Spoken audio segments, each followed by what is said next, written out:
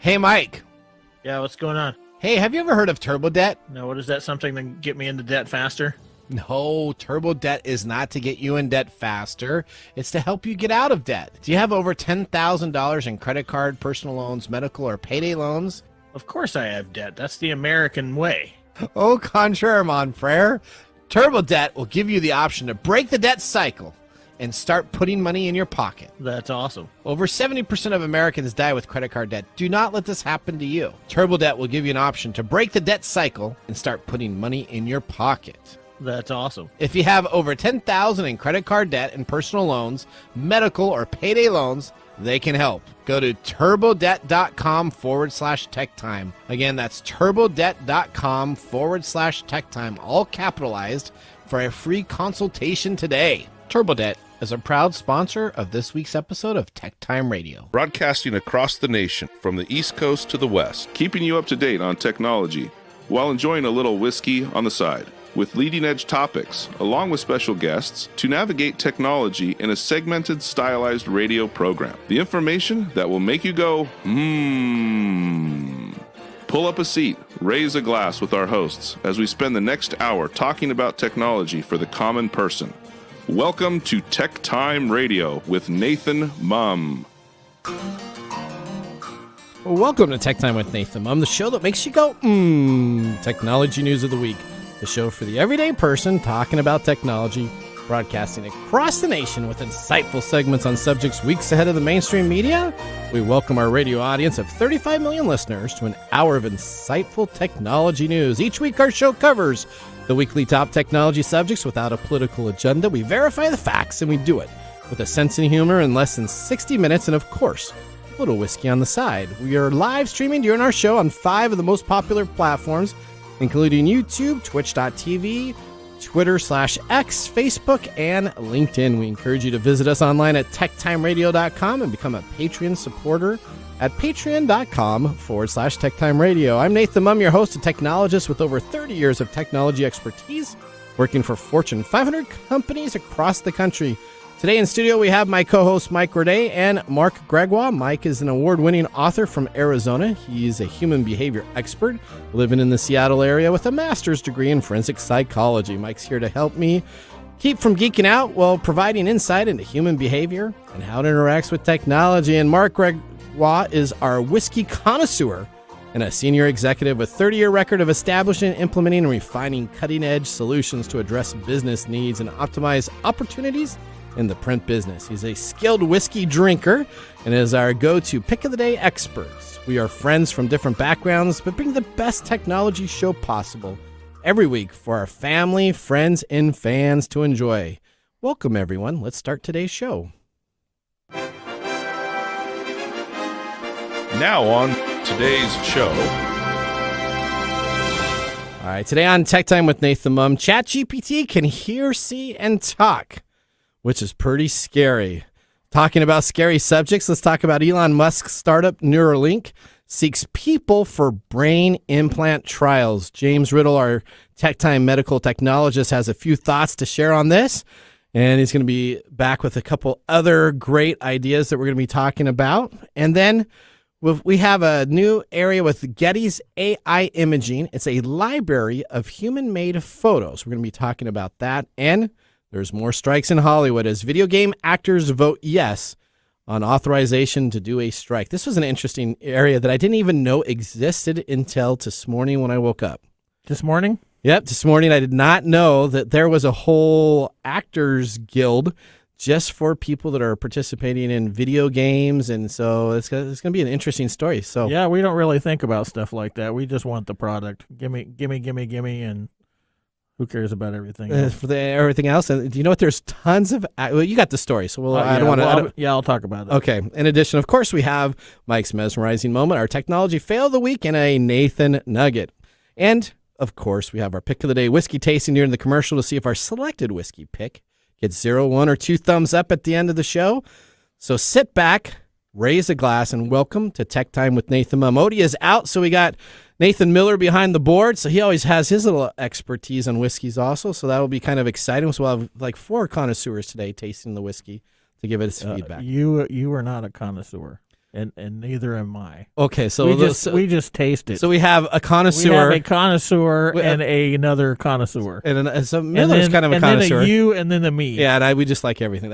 We are not. Yeah, we're not the experts. We're not the experts. I'll just tell you, when we started the show, you know what? We were We've learned a lot about it. We have, and we were worried that we would run out of alcohol. Let me just tell you, you were worried. I was. For whiskey in itself, we have another 3 to 4 years just on shelves that I have at home ready to go of whiskey to taste. I know. And then in our original versions, we were tasting 3 to 6? No, it was 3. It was 3 per episode. We were taking 3 whiskey. Yeah.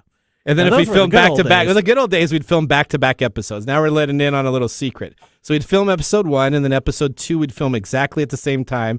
Keep it kind of generic on what we did. Those were the blurry days. I don't remember those days very well. We would have 6 shots of whiskey. We would have no. 6 shots of whiskey. Right. Yeah, we would have 6 by the time we were done. All right. Okay. Now it's time for our latest headlines in the world of technology.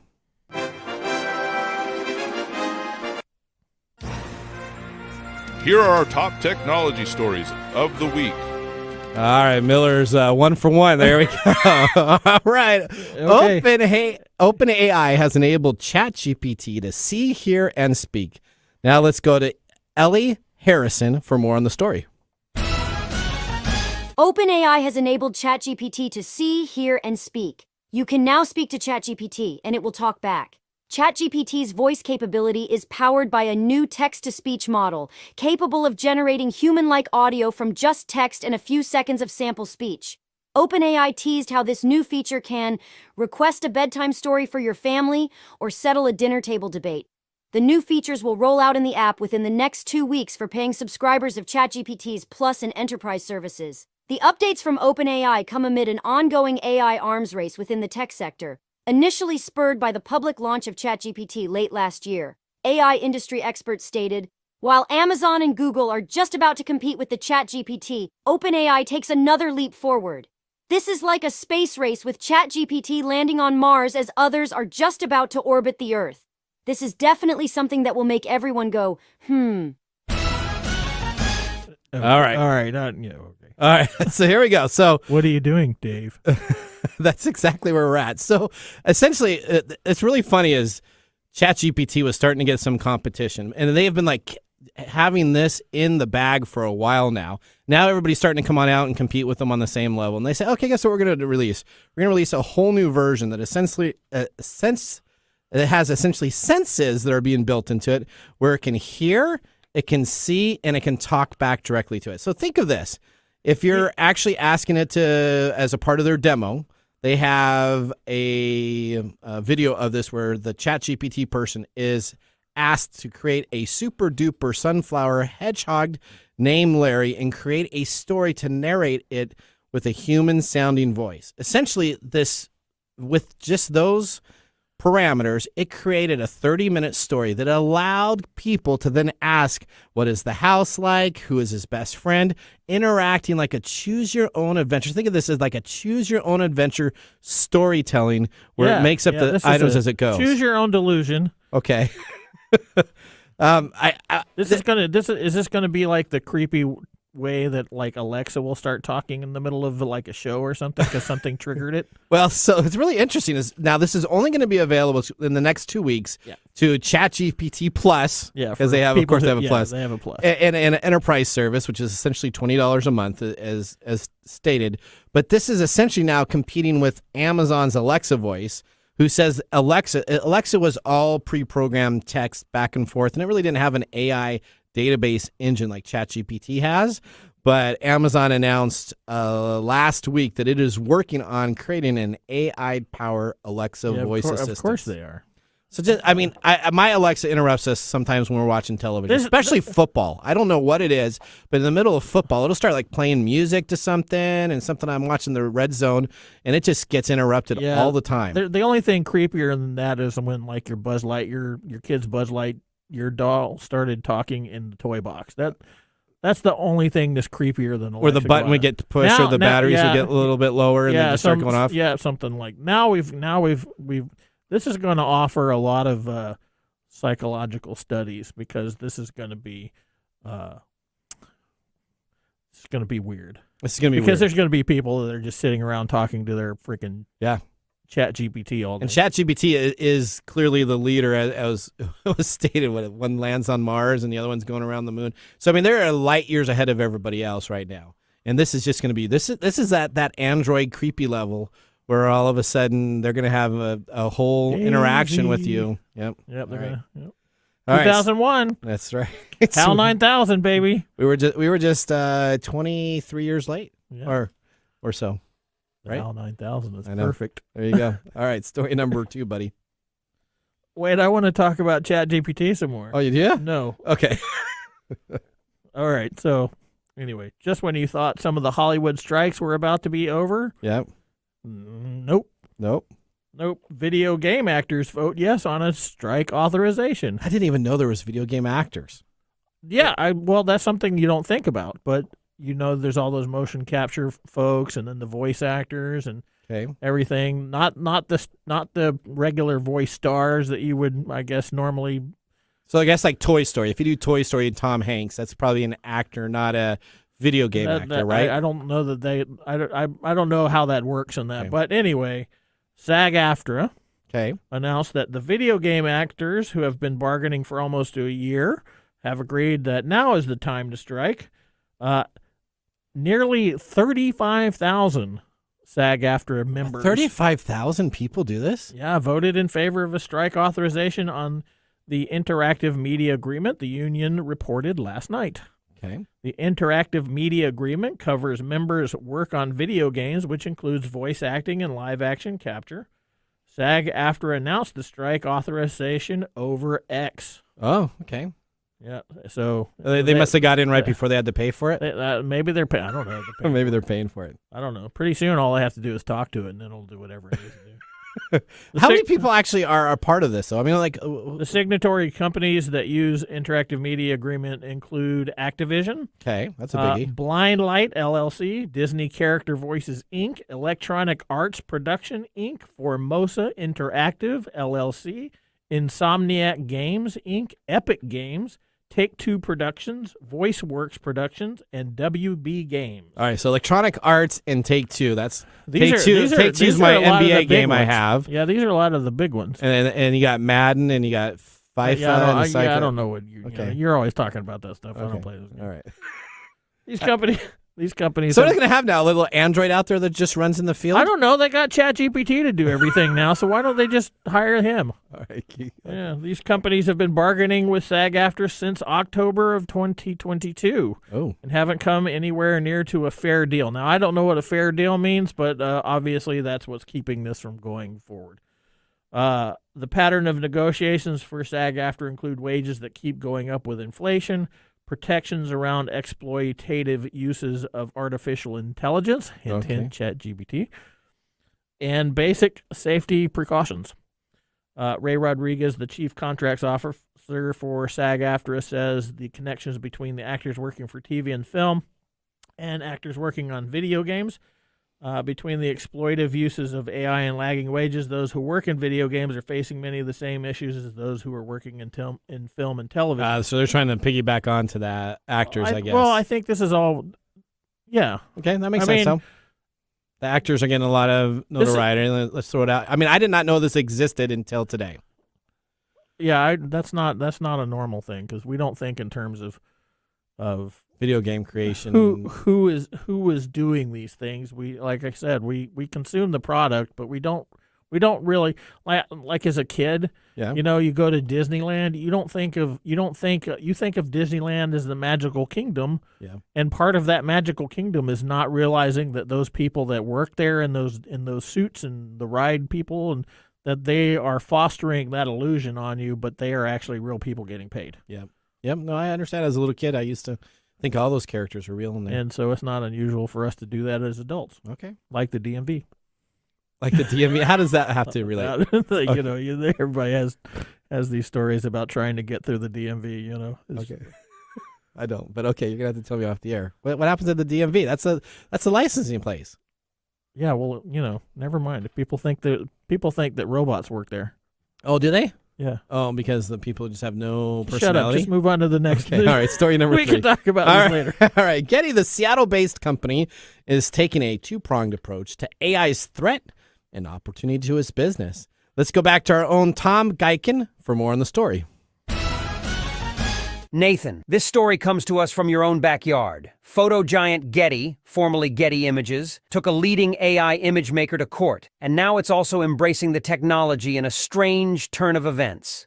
The Seattle-based company is taking a two-pronged approach to AI's threat and opportunity to its business. First, it sued a leading purveyor of AI-generated images earlier this year for alleged brazen infringement of Getty's image collection on a staggering scale. The difference, said Getty Images CEO Craig Peters, is this new service is commercially viable for business clients and wasn't trained on the open internet with stolen imagery. The new service, Generative AI by Getty Images, emerged from a long-standing collaboration with California tech company and chipmaker NVIDIA and its generative AI division Picasso. But the market has two other significant competitors ahead of them. Shutterstock has partnered with OpenAI's DALL-E. Adobe has also built its own AI image generator Firefly, which has received much praise for the price per photo and image selection. Getty's approach might not work as they are priced 4 to 10 times higher on images than its rivals. This is Tom Geiken reporting. Back to you in the studio. All right, so this is kind Okay, of... so they're suing one company for infringement, but then they're going to be using it to build their other businesses. Yes. So I'm going to sue the person that I'm mad at, but then I'm going to use the technology. But what's different is we're actually going to use a collection of photography where essentially we're going to pay people up front to contribute to our AI model. And then what we'll do is as each person downloads a portion of that model being used in the AI, we'll pay a one-time fee and small residuals to each of those artists. So they're going to have artists come on in, make tons of pictures. So you're a photographer. So Getty is saying that they're going to say, okay, we want you to take pictures of all these things. Yep. And then we're gonna pay you for all these things. And then we're going to use all these things in our AI to generate new works. And then every time one of these things is used by you, you're going to get a small piece of that. A small piece of that. That is like what a royalty. A royalty, yes. Okay. But their pricing is already 4 times plus more expensive than the other two companies that are just using an open source deal to do the graphics themselves. Yeah, they're basically doing what is the problem with all this stuff is that if you use AI to steal stuff off the internet, you can charge a lot less for it. Correct. And then if you use people, you still have to pay those people. You still got to pay those people. So, wow. It's really up in the air about what we should do. Well, should we let the AI steal stuff from the internet that's already out there, or should we actually pay creators for what they create? Okay, well, this is like Peters essentially with Getty saying that you couldn't just go into their images and ask for President Joe Biden on a surfboard, which you can in some of the other AI like Midjourney and some of these, and you'll get a President Joe Biden on a surfboard. Essentially, those will come back and say that it refuses the request to do that AI search. Or another example is people doing real world items with animated and different characters and licensing from like Disney and other type of areas.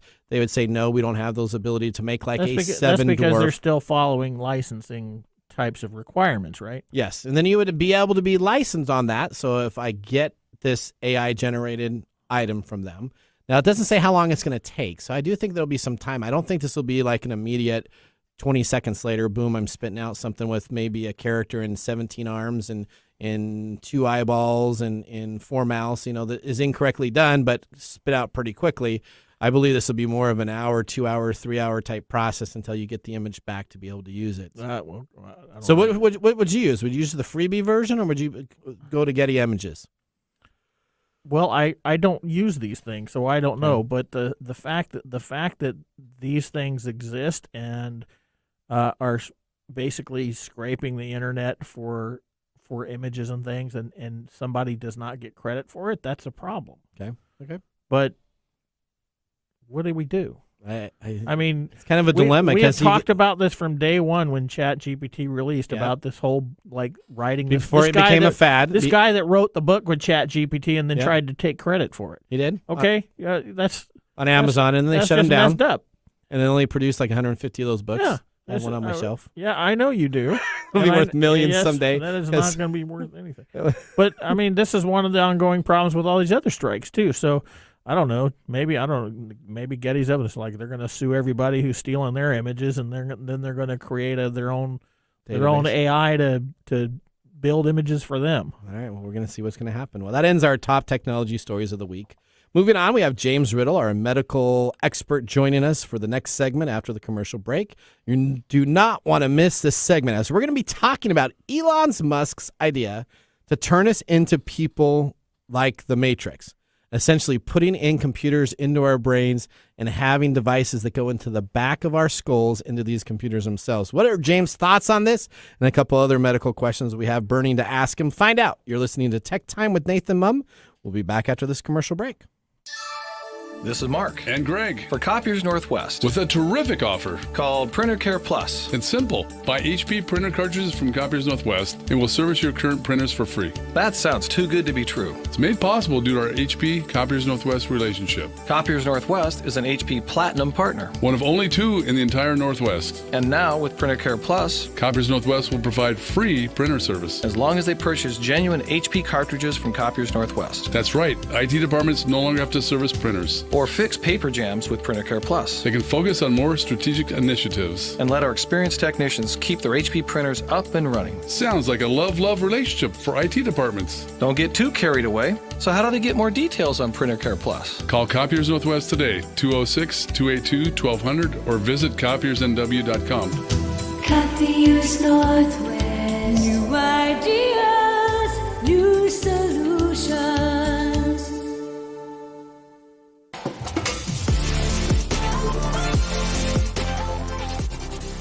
Welcome back to Tech Time with Nathan Mumm. Tech Time is a weekly hour technology show that talks about current technology in a simple format without having to geek out. Brought to you by myself, Nathan Mumm, and Mike Day. We just had our first whiskey tasting during the break. Now we have Mark in studio to tell us what we are sipping today for our pick of the day. What have we chosen? We have chosen Old Forester 100 Proof Signature. Okay. All right, tell us all about this. Well, from the back of the bottle, it says, merely 150 years ago, my great-great-great-grandfather, George Galvin Brown, was the first to seal his bourbon in a glass bottle, ensuring consistency and exceptional quality. He felt so strong in his convictions that he signed his name to it. Today, I'm proud to add my signature as proof that our commitment to Old Forester legacy lives on.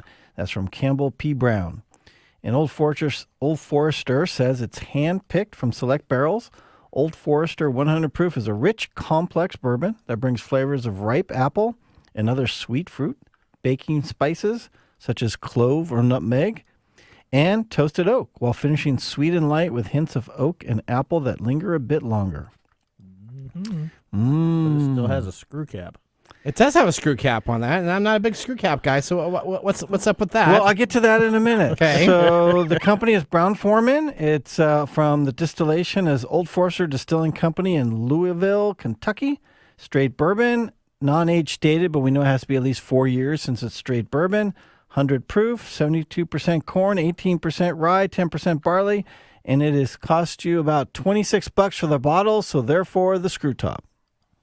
I don't know. I got some $26 stuff that comes in with a little cork on top of that. But I will say... And were they thumbs up? No. Well, not from us. This is actually pretty smooth, though. Anything that Nathan drinks is pretty much a thumbs up. Wow. Not everything. I have some standards. I bet you if we reviewed all of Mark's data, you would probably have the lowest percentage of thumbs down than by far. Yeah. By far. I kind of just like alcohol. I like alcohol. It's good. This is just cheap. It was good. Wow, it's just cheap and it was good. Okay. All right. Well, do you have a special? Is it a special day today? Coming on up for our. We have to wait. Well, we have to wait for that. Our whiskey. Yes. So think about it. What is today? September 26th. I don't know. It's got to be connected to the whiskey somehow. I can't drive in the rain day. Yeah, he really wanted this with Foresters or something. Okay, all right. Oh, well, that with our first whiskey tasting completed, let's move on to our feature segment today with James Riddle joining the show. James is the Vice President of Research Services and Strategic Consulting at Advera.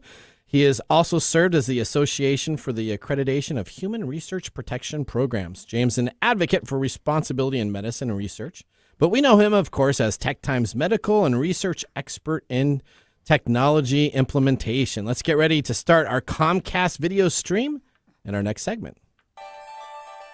Welcome to the segment we call Ask the Experts with our TechTime Radio expert, James Riddle.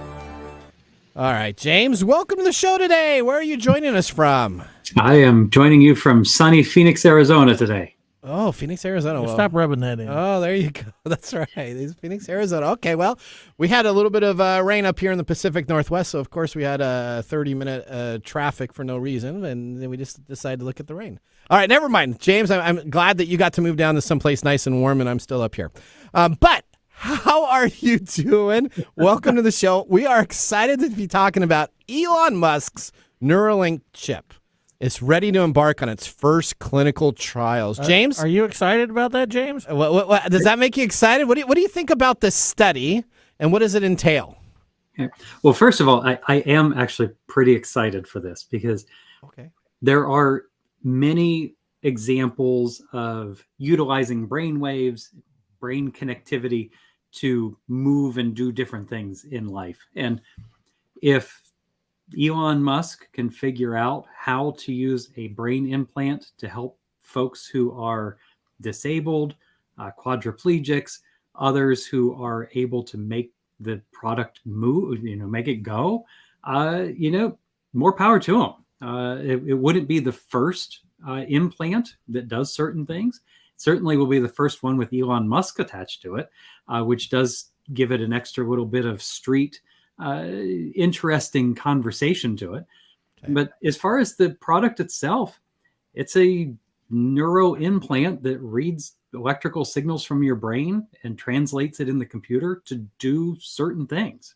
And all right, so how do you get in this trial? How do you get in the study about this? How would I do that if it? Well, no, go ahead. I'll ask my question in a second. Okay, all right. So how do you get into this trial? So I was very curious because it does have some interesting aspects. What do you do to get in a clinical study like this? Okay, so first and foremost, this particular clinical trial, if you go to the Neuralink website, there is information about the trial, and you can, if you are meeting the eligibility criteria for the trial, you can express some interest, and I'm sure they'll reach out to you to see if you are interested in participating. What I think a lot of the folks in the media have missed is that the eligibility for this trial is folks with quadriplegia, right? Like you have to have a pretty significant disability. You have to be 22 years old, and you have to have a consistent and reliable caregiver who can help you with the events in the trial. This is a very typical first-in-human exploratory clinical trial. It's designed to be completed over 6 years, so it's not like we're going to have results from the trial next month. And it's an 18-month clinical examination and then an associated amount of follow-up to make sure that the brain implant works properly, doesn't cause any problems with where it's implanted in the head, and then be able to test whether the thing works or not. But it's not open to everybody. Folks who want to come out of the woodwork with the tinfoil hats and try and get the implant, like you can't do that. You have to meet the eligibility criteria. So this is exclusively for medical purposes and not for, hey, I want to be able to walk into my house and turn on all the lights and TV just by thinking about it. Not yet. I mean, but which is, that's the way I believe Elon looks at it, is that he's looking at it as a way of interconnectivity to your virtual world.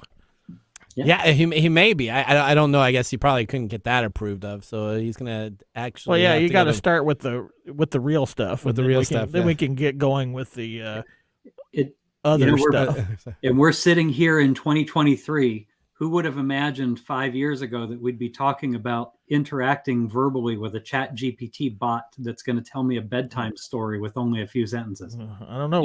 We've been making movies about it for many years now. There's that theory that all these movies, there's just people from the future and they just come on back and they sell these ideas to us. No. This is an envisioning of an idea in a media situation, and then scientists going, "Hey, that's cool. We should try to do that." All right, there you go. All right, so talking about the Neuralink brain chip, what does it? So fits into quadriplegics. I did not know that. So thank you for clearing it, because that is not the headline that is going across all the news wires right now. The headline is Elon Musk's neural chip is ready to embark on clinical trials, or are you going to get this other? So a little sensationalism in their advertising. Tell us, what does the brain chip actually do?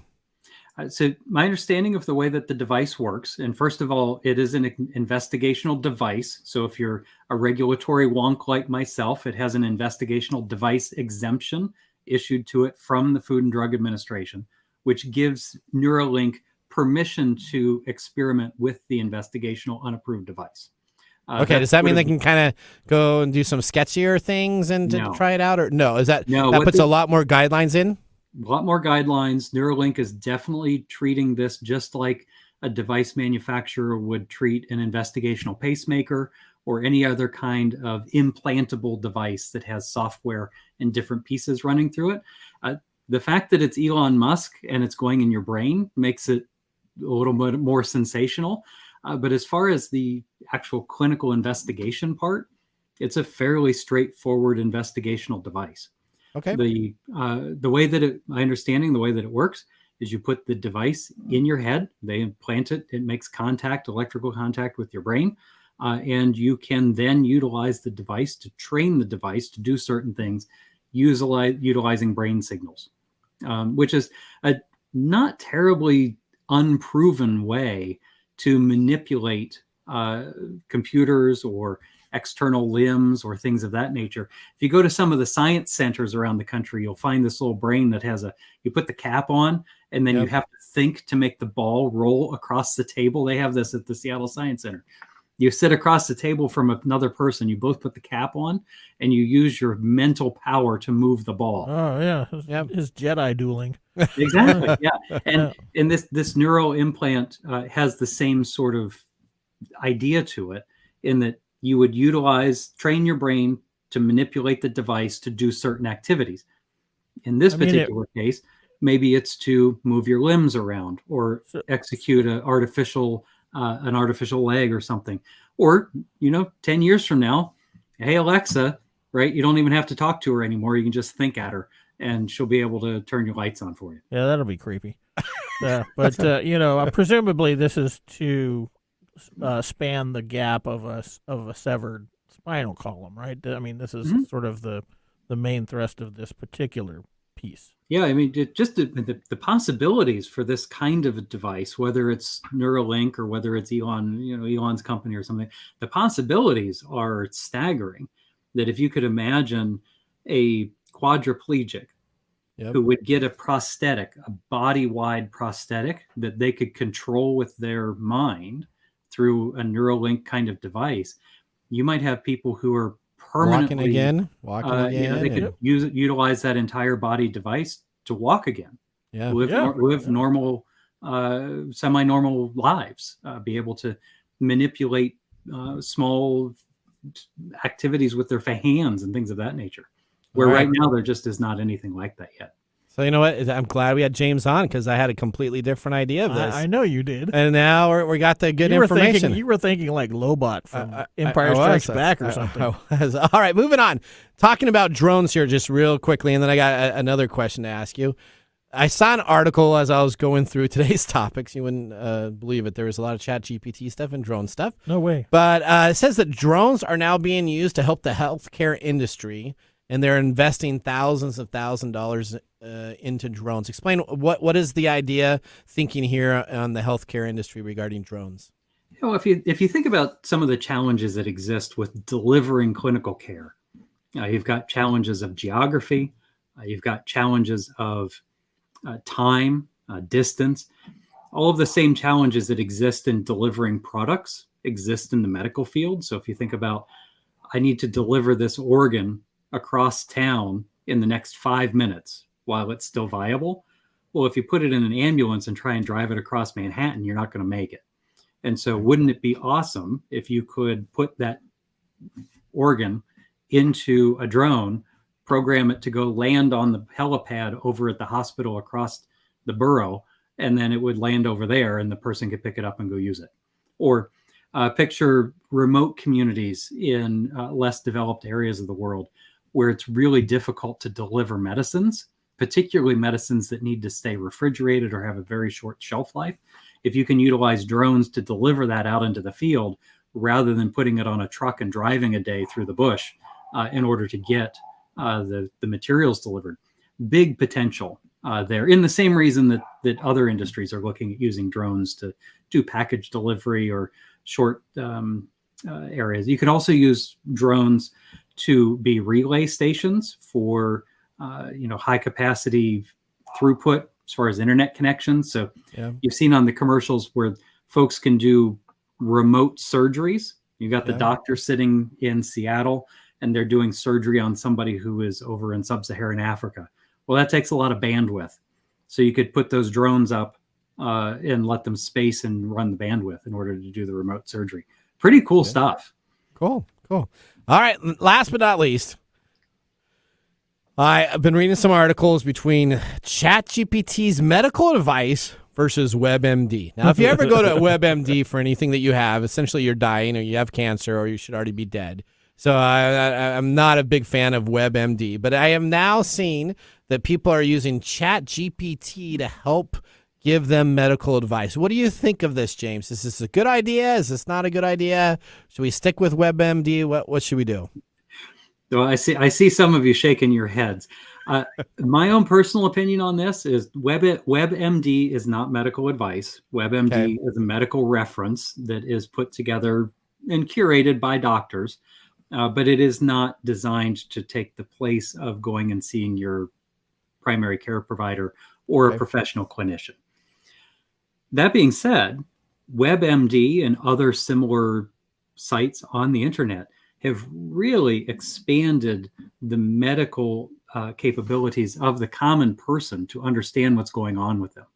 And so if you, for instance, you want to participate in Neuralink's clinical trial, you're going to get a consent form that has a whole bunch of side effects that are listed in there, potential side effects of putting an implant in your brain.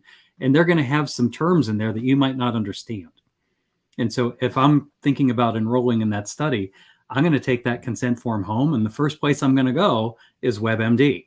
And I'm going to Google the medical terms to be able to figure out what they are and how they might interrelate to me. Now, ChatGPT is utilizing the same internet-based resources that are available to it to consume to deliver a curated message based on what I've asked. So is ChatGPT really any better than WebMD? I don't know. I have to imagine that ChatGPT is consuming WebMD's content along with content from other medical sites, New England Journal of Medicine. It's scrubbing through medical journals in order to curate the response that comes back to it, kind of the collective wisdom of the internet. So I guess my response would be, do you want to get your research and your terms coming back from WebMD that has some actual doctor curating it? Or do you want the collective wisdom of the internet that has a bunch of different views and some of them might be a little sketchy? I'm thinking don't use it to diagnose what you're coughing about. No. Because that's what people are going to do. They're going to ask ChatGPT, hey, I have a cough and a fever, what's going on? And, it's going to tell us what's going on. Oh, you're having a heart attack right now. That's right. It's possible. You should call your doctor. And hopefully the folks over at OpenAI and others who are curating these ChatGPT bots will be astute enough to make sure that the bot will tell the person, hey, I'm not a doctor. You should probably talk to one. See, that's where I have the hugest problem is that word astute enough, because that's the problem with these things. Yeah. All right. Well, James, we are out of time, so I just want to thank you so much for being on the show. Hopefully we get you next month sometime here talking. We got some spooky stuff coming up with October, so that's always a great time to talk about some October is a heavy drinking month. That's right. All right. Thank you so much. Make sure you check out Neuralink's first-in-human clinical trial site. It's easily findable on Google, and you can learn all about how the brain implant works and how to enroll for the next trials. Okay, there you go. All right, thanks, James. All right, Mike, that was a great segment. We thank James for being a part of the show. Only on TechTime Radio can you get your technology news on the science of tomorrow with the technology of today. That ends our segment, Ask the Expert with James Riddle. Up next, we have This Week in Technology, so now would be a great time to enjoy a little whiskey on the side. We'll see you after this break. How to See a Man About a Dog. It combines darkly comic short stories, powerful poems, and pulp fiction prose to create a heartbreaking and hilarious journey readers will not soon forget. Read How to See a Man About a Dog, collected writings, for free with Kindle Unlimited. Ebook available on Kindle, print copies available on Amazon The Bookpository, and more. And now, let's look back at this week in technology. All right, we're going all the way back to September 25th, 1973. The first personal computer is now 50 years old. Probably one nobody knows about because it was the microcomputer machines of Canada's introduction of their MCM 70 microcomputer at the Programmers Users Conference in Toronto that is now known as the very first personal computer, possibly the earliest commercially manufactured device that can be considered a personal computer. The MCM 70 gained customers at the companies such as Chevron, Mutual Life Insurance, NASA, and the U.S. Army. The company worked closely with Intel on the design of their computer and made the very first use of the Intel 8008 processor, which was the basic design is used for the future of the Intel's 8086. However, failing to generate venture capital in the Canadian marketplace, the MCM 70 was never significantly accepted in the market. And by the time the Apple II and other personal computers were being released, the MCM 70 was no longer a viable device. They got beta maxed. Yep, that's kind of what happened. You know, they had a great, you know what, they probably should have come down to the United States just as a venture capitalist expert instead of staying in that Canadian marketplace in Toronto. I bet you would have done a little bit better in the area, but you never know. But now there you go. All right, well, that was This Week in Technology. If you ever wanted to see some tech time history with over 2 years of video podcasts and blog information, you can visit techtimeradio.com to watch our older shows or join the Tech Timers Facebook group. We're going to take a commercial break. When we return, we have the Mark's Whiskey Mumble, our technology fail, Mike's mesmerizing moment, and a Nathan Nugget. See you after the break.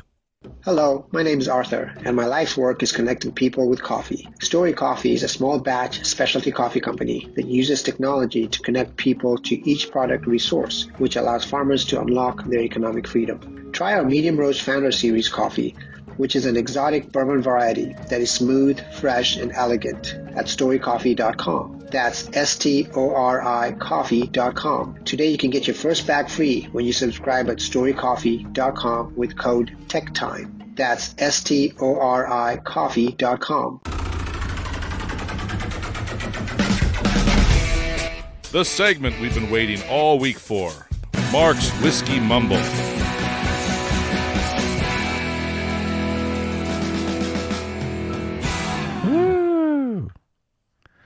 Hello, gentlemen. Hello. Tell us all about what we got. What's our crazy day of the day today? I mean, there's always something. This is my favorite part of the show. Uh-huh. Not you guys talking. Okay. Wow. Okay. That's okay. So I'm not a big fan of the whiskey segment. Oh wow. Okay. Play nice here now. Come on, everybody. Well, what are we drinking today? We're drinking Old Forester. Old Forester. So today is Lumberjack Day. Oh. Lumberjack Day. I just suddenly got a flashback of Saturday Night Live. Okay. What is or is it? What is Lumberjack Day? No, it wasn't. What are you doing? Like, isn't that Mad?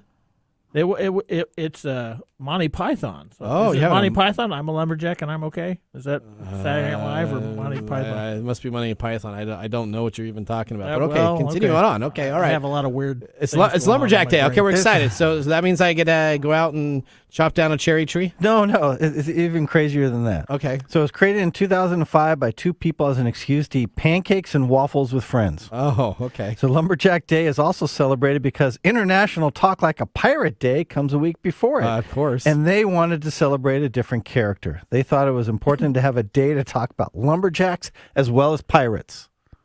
Okay. I'm not exactly sure how that. I wonder if follows. these I people would created. rather- I We would should just sit rather down on a you- calendar and just how to- create days ourselves. How to talk like a hangsman or something. I don't know.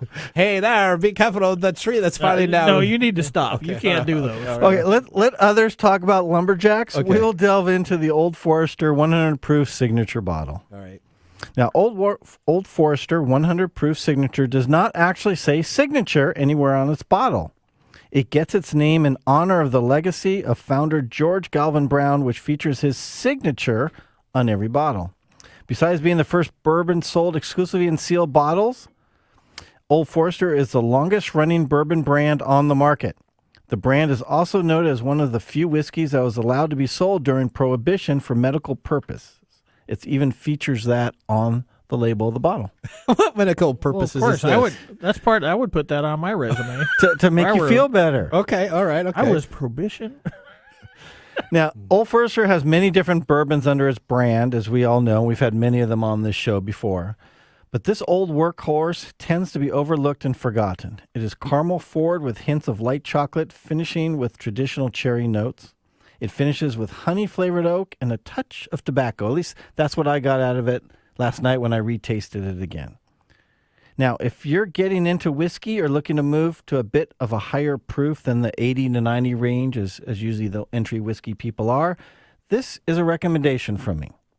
If you're an experienced whiskey drinker and already like the high proof whiskeys, this makes a good whiskey mixer. Oh, really? Okay. The mix. I actually kind of like the taste though itself. Yeah, for beginning whiskey people, I like that, perfect, yeah. perfect drinking neat. For anybody more experienced, it's not really. Maybe I should start off my new collection of whiskeys with this one. Yeah. So now you can have a whole bunch of them, can't you? You got a whole wall. I have to start over. So All right. might as well start something I like. Start with the Forester. Start with something I like. Hey, for $26, That's a good. That's pretty good. You can't go wrong. Yeah, it's that pretty sounds smooth. good. All right, Mark. Thanks I'm for just that gonna take mumble. this bottle home. As always, whiskey and technology. What a great pairing. Kind of like the pairing of Ben Affleck and Matt Damon man. in a movie, right, Are you Mike? serious, really? All right, now let's get ready for our technology fail of the week. Brought to you by Elite Executive Service, technology experts to help you out of a technology fail. This is your nugget. Uh-oh. This is No, that's the Nathan Nugget. I think that's We are the out of technology time. fail. Congratulations. You're a failure. Oh. I failed, did I? Yes. Did I? Yes. Did I? Yes. Oh, where is Odie? All right. That was a technology fail right there. Yeah, that's the tech fail right there. All right, we're gonna go and talk about though the Federal Trade Commission, as it is now accusing Amazon, the internet giant, of protecting online retail monopoly and forcing higher prices into consumers. I had too much whiskey that last year. You had something. All right, in 2 years since Andy Jassy replaced Jeff Bezos as the Amazon chief executive, he's been cleaning up his mess, essentially going through and getting rid of people that were actively hired during the pandemic expansion, realigning essentially the warehouse growth, and has laid off thousands of employees that have served on Mr. Bezos' pet projects. The government claimed Amazon used unfair tactics, though, before him to monopolize online shopping in a way that raises prices and hurts the quality for consumers. The suit forced on part of the business that took off just before Jassy gained control over the retail division. Amazon declined to comment on Mr. Jassy, but the company said the FTC's case was without merit and would harm customers by creating higher prices, slower deliveries, and reduced options for small businesses. Yeah. That sounds like great lawyer speak there. Okay. That's like, come after me, I'm going to punish everybody else. Yeah, the FTC's lawsuit However, it does not cover any of the services offered by the AWS cloud service that the United States government runs on. Instead, it is focusing on the business built by the other executives who oversaw the core of Amazon's retail business, several of whom have left the company in recent years. Mr. Jassy is holding essentially the company's responsibility, even though he was not there. And here you were PO'd about the whole I'm going to have another Amazon big deal day. day. Oh, that's stupid, though. Come on now. That's I don't understand that. You're like Mr. Cheapo. I would think you would be like, oh, yeah, that's another day where I can be like, yeah, I'm going to get it. Well, speaking of cheapo, we're going to have that in the Nathan Nugget. But now let's go to our Mike's Mesmerizing Moment. This is Mike's Mesmerizing Moment, presented by Story Coffee. Visit storycoffee.com. All right, Mike, here is the question I'm going to ask you. Mm-hmm. Essentially, would you ever put a microchip in your brain? And is there too much technology today for humans to handle? Okay, so, you just have this awful way of asking very complicated questions. Yeah. Would I put a microchip in my brain? Well, I don't need to.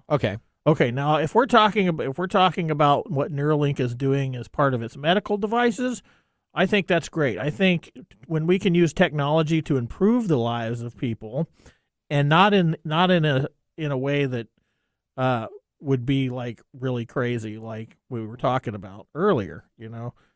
I don't think we need to have technology implanted in our brain so that I can walk into my house and flick on the TV with just a thought. Okay, but we all know that's coming. That's going to be here. Yes, that will be the next evolution of this, right? Is technology too much for humans? I think in a general sense, yes. Okay. Because humans are always humans, and they're always going to be humans.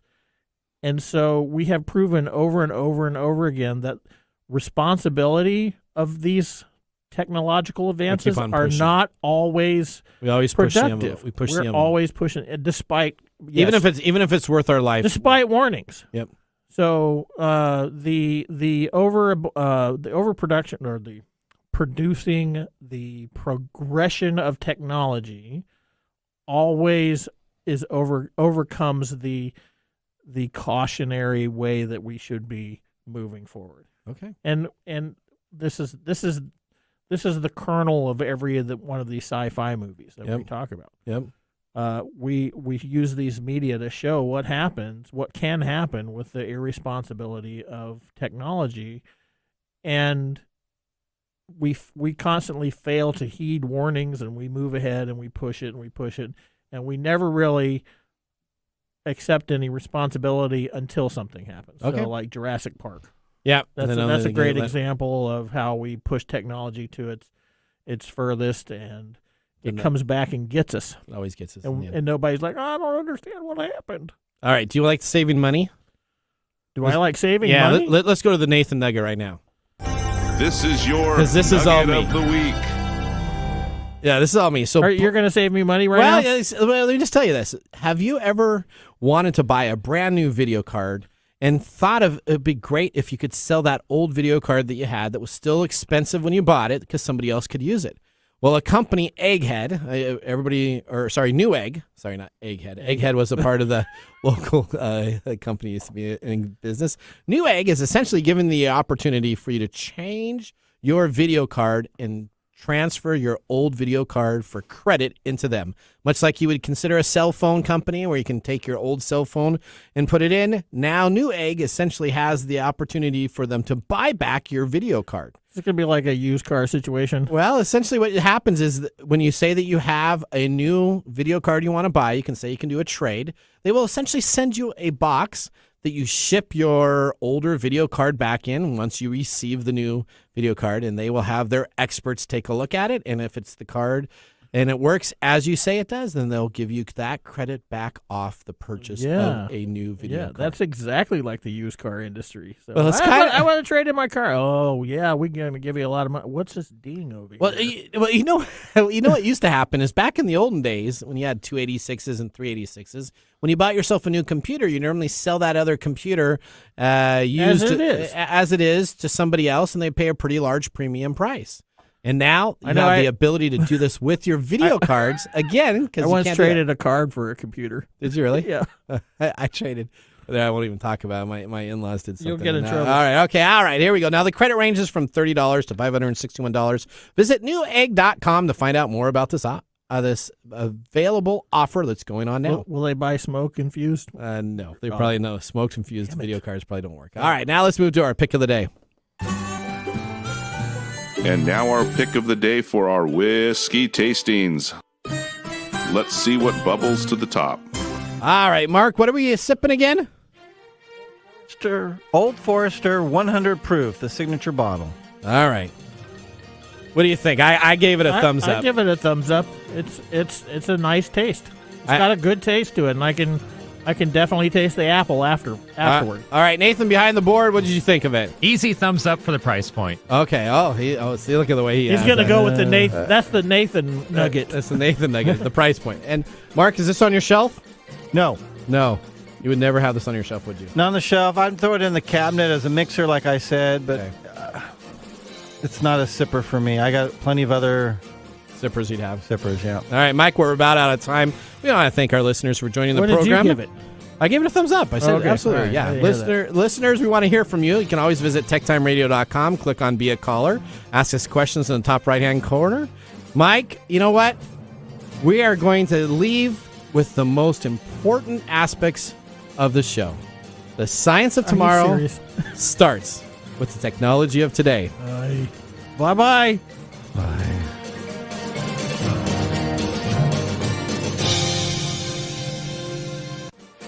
Thanks for joining us on TechTime Radio. We hope that you had a chance to have that moment today in technology. The fun doesn't stop there. We recommend that you go to techtimeradio.com and join our fan list for the most important aspect of staying connected and winning some really great monthly prizes. We also have a few other ways to stay connected, including subscribing to our podcast on any podcast service, from Apple to Google and everything in between. We're also on YouTube, so check us out on youtube.com/TechTimeRadio, all one word. We hope you enjoyed the show as much as we did making it for you. From all of us at TechTime Radio, remember, Mumm's the word. Have a safe and fantastic week.